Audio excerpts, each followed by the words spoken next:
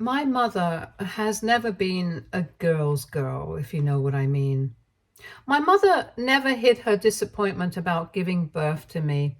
She would openly admit to everyone, even in my presence, that she had always wanted a baby boy. The fact that she ended up with a daughter seemed to her like some kind of unfortunate twist of fate. She would tell her friends how she was stuck now with me forever, which was incredibly painful to hear. It felt like a rejection of my very existence, an invalidation of who I was simply because of my gender. From a young age, I would also notice a stark difference in how my mother treated me compared to all my cousins. While they were often showered with praise and affection from her whenever we met with them, I always received a colder, more critical attitude from her. She also would scold me if I acted too girlish, according to her. I was banned from buying anything pink for myself since she felt it was too girly and I needed to stop acting like other girls. I was also banned from wearing skirts or dresses. She dressed me like a boy for a very long time and would only allow me to play with toy cars and trucks. I was also not allowed to keep long hair as she felt it was too much to take care of and always made me cut my hair very short. Honestly, I just never understood her obsession with gender. Why did it matter so much whether I was a girl or a boy? Why couldn't she see beyond that and appreciate me for who I was? As a child, these thoughts swirled in my head, creating a storm of confusion and hurt. Her behavior planted seeds of self doubt and insecurity in me. I began to question my worth and whether I could ever live up to her expectations. It was a heavy burden for a child to bear, knowing that in her eyes I was a constant reminder of her unfulfilled desire for a son. I couldn't grasp why my mother, the person who was supposed to love and support me unconditionally, was so fixated on something I had no control over. As if this wasn't enough, she also had a particular disdain for other women in our lives, frequently indulging in harsh criticisms and gossip about them. If a female co-worker of my mother ever got promoted, she would complain to my dad and me, insinuating that the woman must have slept her way to get the promotion. It was her default assumption, her go-to explanation for any woman's success in the workplace. The idea that a woman could achieve something through hard work and merit seemed foreign to her. It was as if, in her eyes, women could only advance by compromising their integrity. If a classmate of mine received more appreciation from a teacher, my mother would quickly jump to the conclusion that the child's mother must have had an affair with the teacher. Hence, the said child was getting extra brownie points. Not only was all of this weird for me to hear as a child, but this negative attitude of hers was a constant presence in my life, shaping much of my childhood and how I perceived myself and others. As you can imagine, my mother's comments made it difficult for me to form healthy relationships with other women. Her constant bashing of other women created an atmosphere where I felt it was almost wrong to admire or be close to any females in my life.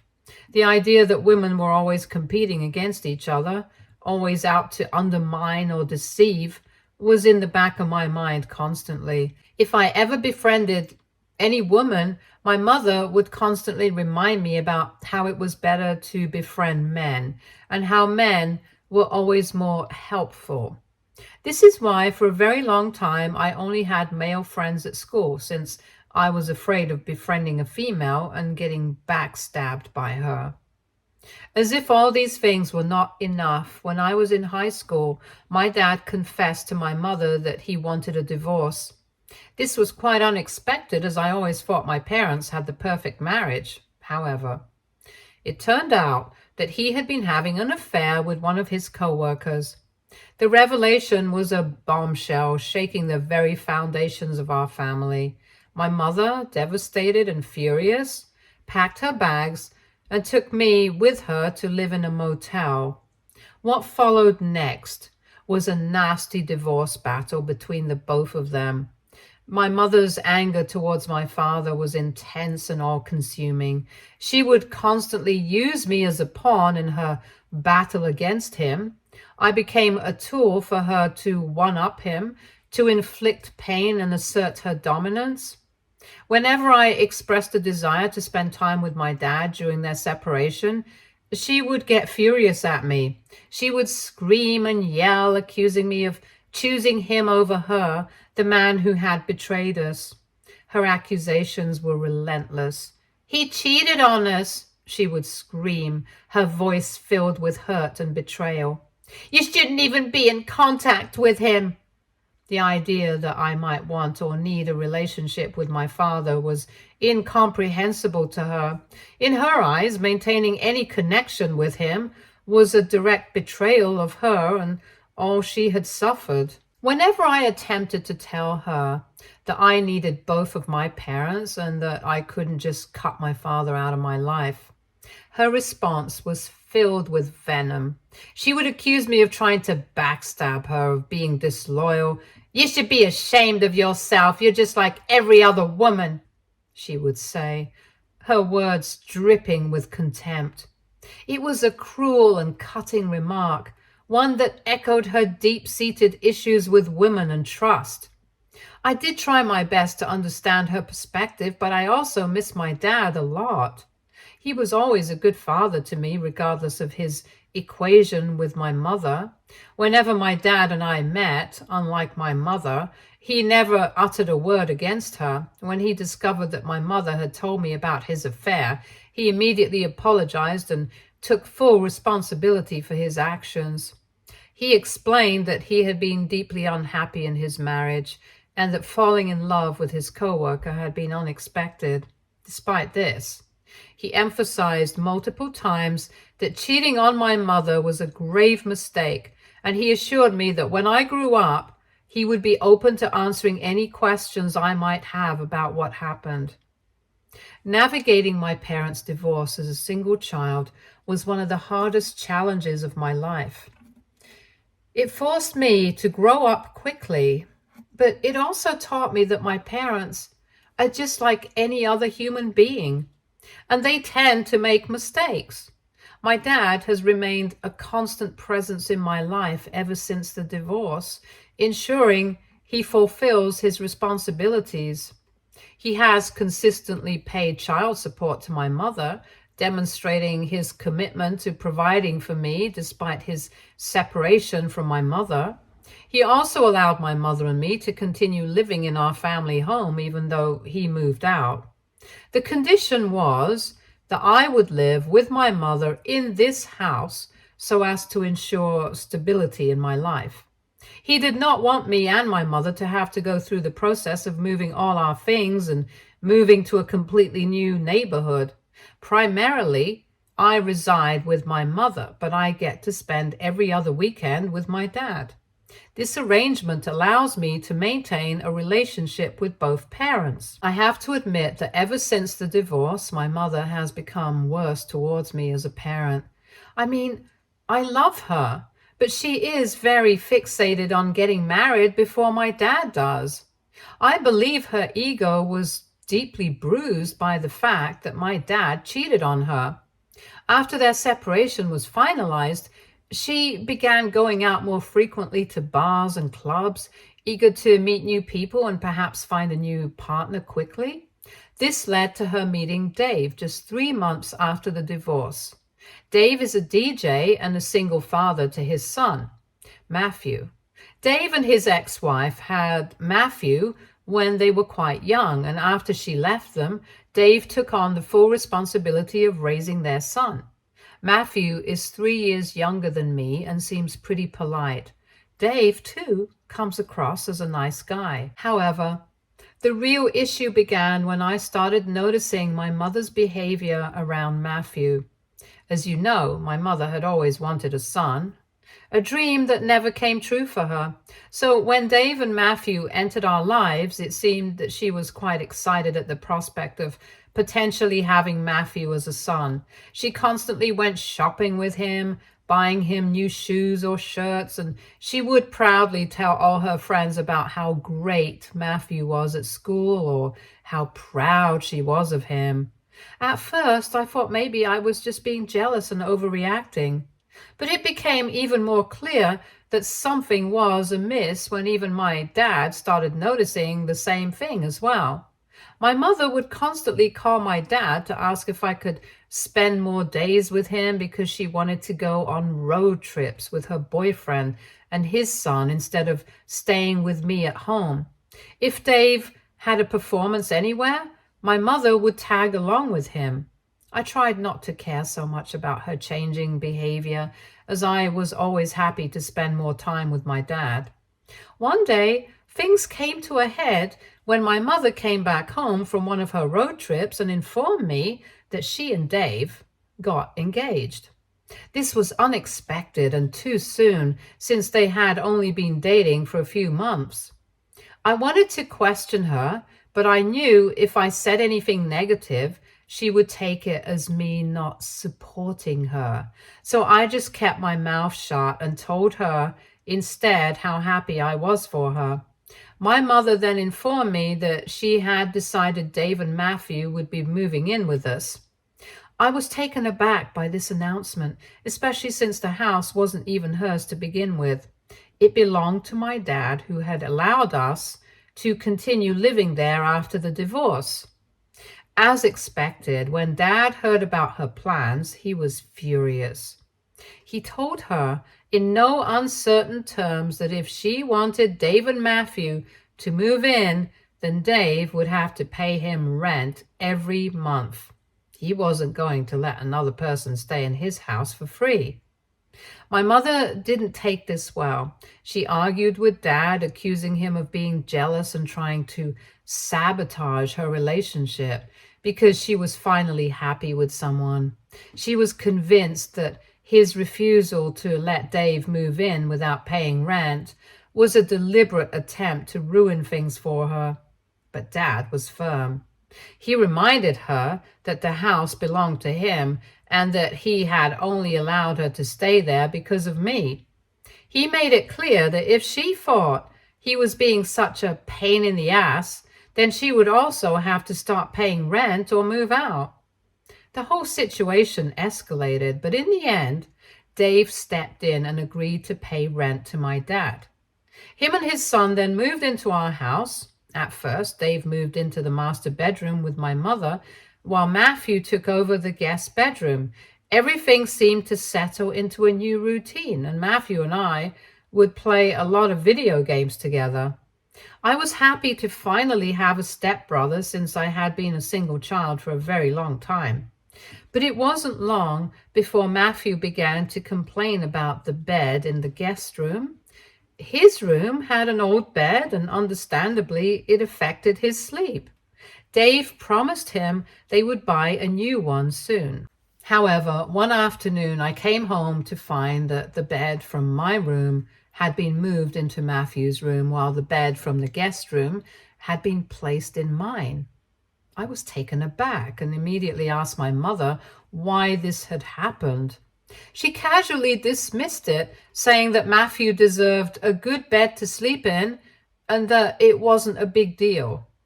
I was floored by her response and argued with her that Dave could have bought him a bed just as he promised. She shrugged and replied that I was older than Matthew, so I should learn to make sacrifices for the sake of her new life. After this incident, slowly, it became painfully clear to me that my mother was clearly favoring Matthew over me, treating him with a level of care and attention that she seemed to withhold from me. For instance, during dinner, he was allowed to take second plates without question, but if I reached for more, she would smack my hand and harshly tell me not to be a fat cow.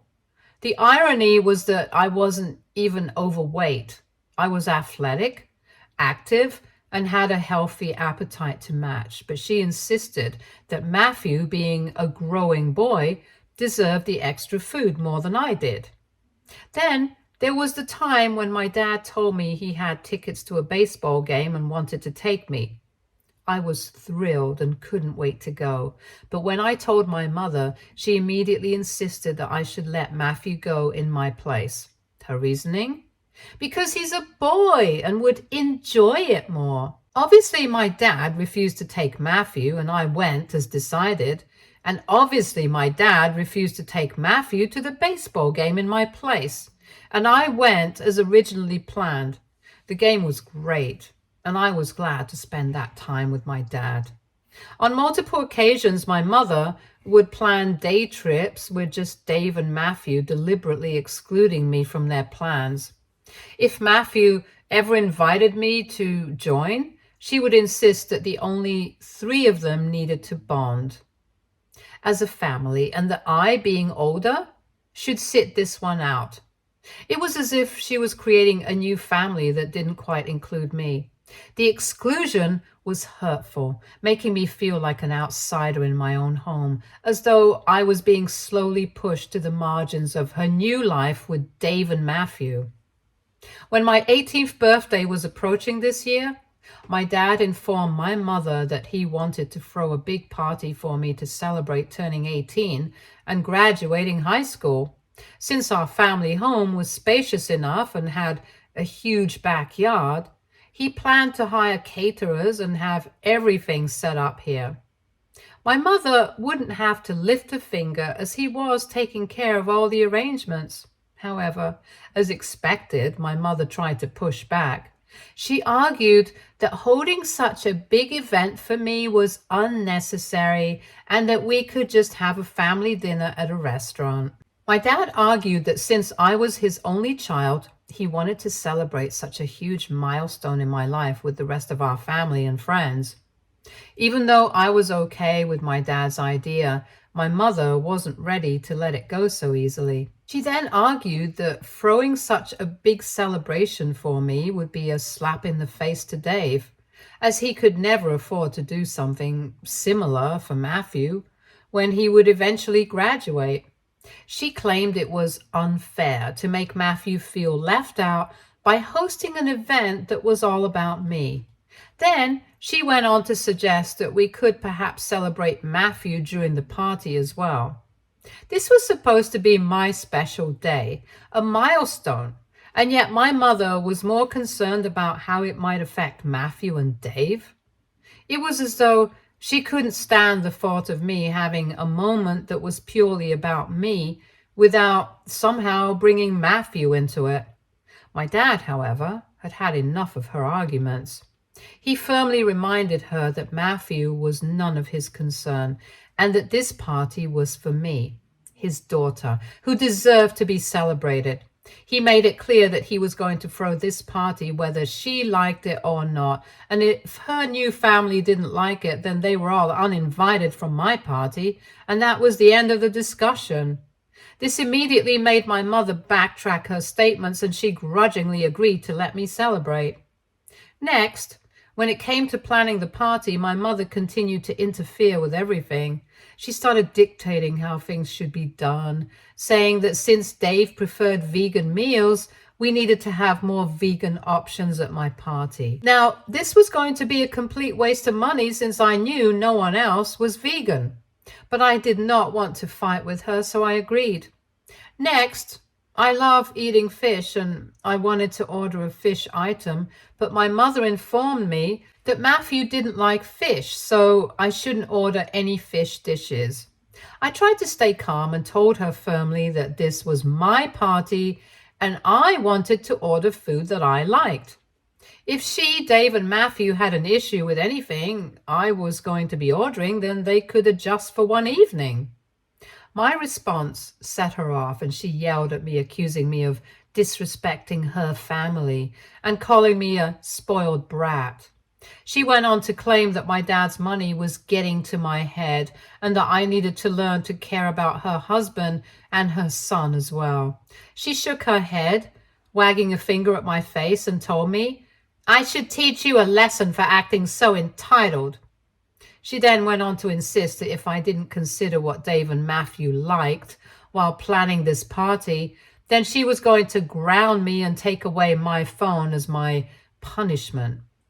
At that point, I saw red. I realized I was going to be turning 18 and had nothing to lose anymore. I was going to be moving out soon anyway, so I decided to finally let out all the years of suppressed anger. I shouted back at her, telling her that I had always considered Matthew and Dave's needs, but this was my party, my last hurrah before moving out, and I deserved the freedom to make my own choices. I told her that I had kept my mouth shut long enough, and if she took away my phone or grounded me for no reason, I would call CPS on her for mentally and emotionally torturing me all the time over the years. It was clearly a bluff, but I wanted her to think twice before mistreating me ever again. Her eyes widened in shock when she heard me say this. She knew a CPS investigation might affect her relationship with Dave and Matthew, who was still a minor. Then I went on to tell her that if she no longer saw me as her daughter, then I would be cutting off all contact with her when I went to college. I didn't want a mother anyway who never prioritized me, who always put others before me, and who made me feel like I was second best in my own home. It was a moment of raw, unfiltered honesty, and I made it clear that I was done with being pushed aside. This seemed to shake her up. She then started to insist that I was overreacting and that all she ever wanted was for me to treat Dave and Matthew just like I treated other family members. After this argument, she avoided giving her opinions to me as much about the party. On the day of the party, I was excited to celebrate with my family and friends. Dave had offered to play music for the event, and it was a blast. Matthew, some of my cousins, and I had a great time on the dance floor, enjoying the lively atmosphere. Meanwhile, Dad was busy chatting with some relatives, proudly bragging about the college I was about to attend. However, the only person who stood out as a sore thumb was my mother. She was off in the kitchen, drinking her margarita and clearly avoiding mingling with the rest of us.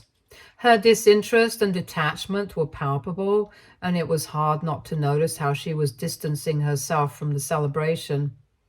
Even Dave noticed how distant she was and went to talk to her, trying to convince her to enjoy the day like the rest of us. When it came time to cut the cake, my mother didn't come to stand next to me while everyone sang happy birthday to me. Dad and I didn't bother, and we simply went ahead and cut the cake, making the most of the moment despite her absence. It was a bittersweet reminder of how strained our relationship had become, even on a day that was meant to be about celebrating me. When the rest of the food started to be served, I watched as my mother carefully prepared plates for Dave and Matthew. She seemed to take extra care, making sure they had everything they liked. I felt a pang of jealousy watching her serve them with such attention while ignoring me at my own party. I wanted to let the rest of the guests get their food first, so I hung back a little, waiting for my turn. Suddenly, out of nowhere, my mother came up to me, holding a plate of food. I looked at her curiously, unsure of what to make of this unexpected gesture. She handed me the plate and wished me a happy birthday. I was taken aback and asked her what she was doing, especially since she had never in all the years I could remember served me a plate of food before. She just shrugged and said that she wanted to do this for me since I was now 18. It was hard to admit, but at that moment I felt a warm, fuzzy feeling in my stomach. Despite everything, there was something comforting about being taken care of by her, even if it was just with something as simple as serving me a plate of food. For a brief moment, it felt like she was reaching out, trying to bridge the gap that had grown between us. However, as soon as I took a bite of the fish from my plate, I had to spit it out. My mouth was overpowered by an overwhelming taste of salt, and I started to cough uncontrollably. Guests around me turned to look, and some of my cousins quickly offered me water, trying to help me calm down. I looked down at my plate, puzzled, and asked if they found the fish too salty. Bewildered, they shook their heads. Confused and increasingly suspicious, I checked my plate again and then glanced over at my mother. Our eyes met, and I noticed she had a smirk on her face. It took me a moment to register that in her hand she was shaking an empty salt bottle as if to gesture that she had purposely added too much salt to my fish. Suddenly, I realized that she had clearly tampered with my food. I was dumbfounded as to why she would do that. I went up to her, trying to keep my composure despite the hurt and anger bubbling inside me. "What are you doing?" I asked her, my voice strained. "Did you really put salt on my fish? Why would you even do that?" She looked at me, still smirking as if the whole thing was just a petty joke. With a cold tone, she told me that she had warned me not to order fish, but I had insisted on it, so this was her way of teaching me a lesson for always being so entitled. She insisted that this was just a harmless prank anyway, but that it would teach me to never argue with her in the future. Her words felt like a punch to the stomach, and I realized then just how manipulative and cruel my mother could be. I told her how nasty she was as a parent for even thinking of doing something like this, the fact that she would go so far as to make me feel small and unimportant was overwhelming. My mother just laughed derisively as she walked away as if I meant nothing.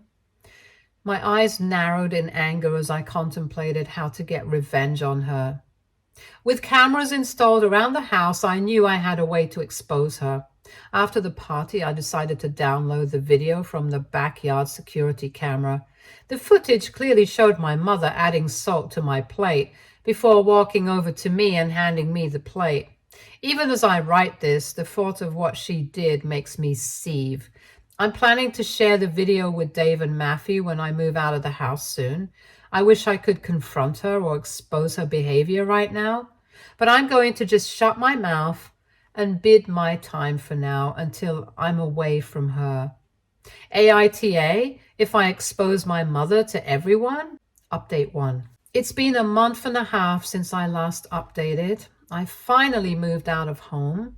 My dad helped me get all my boxes to my college dorm, and the rest of my things are at his place for now. I haven't told my dad about what happened with my mother yet, because I know he will go ballistic, and I'm worried it might lead to a big argument. Now that I'm out of the house, I'm ready to go through with my plan to expose my mother since she can't hurt me anymore. I think Dave and Matthew deserve to know the truth about my mother, even though it might be hard for them. For everyone asking, I am sure Dave has probably noticed how my mother treats me differently than she treats his son, but he has never interfered. Anyway, I don't blame him for any of this, and my focus is only on my mother, who's responsible for everything that's happened. Update 2. Okay, guys, I listened to everybody's advice, and this morning I decided to create a group chat with Dave, Matthew, and my dad. I wrote a detailed message explaining how I had been treated differently from Matthew over the years, making sure to emphasize that Matthew wasn't to blame for any of it.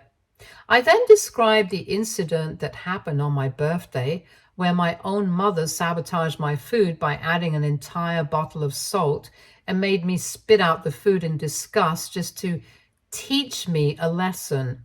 I told them how I had grown tired of my mother's abusive behavior towards me over the years. And to back up my story, I sent the video as proof. At the end of my message, I asked Dave if he would ever feel truly comfortable having his son around such a vile woman who had no shame in treating her own daughter this way. He texted me back saying that he would look into it. Update 3. Since I sent that message yesterday, my phone hasn't stopped buzzing. First, my dad called to confirm if everything I said was true and to ask why I never shared all of this with him in detail before. I broke down and explained that I sometimes struggled to open up and that I had always hoped my mother would eventually change her ways. He apologized to me over and over and then told me that he had spent the morning yelling at my mother. He also mentioned that he's giving her a month's notice to move out. He said he had been thinking about it for a while, but was hesitant. However, now that he knows how she's been mistreating me for years, he has no sympathy left for her and wants his house back. Dave also reached out to me, and he said he had no idea that my mother hated me so much. He always thought that it was just typical mother-daughter stuff, so he stayed out of it over the years. But after watching the video, he truly realized how messed up my mother was. When he confronted my mother about it, she started blaming me for everything as usual. This led to a big fight between them, and he decided to take some space from her. He even told me that he's putting their wedding, which was supposed to happen this year, on hold indefinitely. Matthew and I also talked, and we're good. As for my mother, she hasn't stopped calling and texting me. Her messages have been all over the place, ranging from hurling abuse at me to threatening me for exposing her, but I don't care anymore. I've decided to ignore her completely and avoid any interaction with her for the time being. In the end, I have no regrets about exposing my mother, and hopefully she will learn to not mess with me ever again. Stay tuned for more stories from Argo Relationships.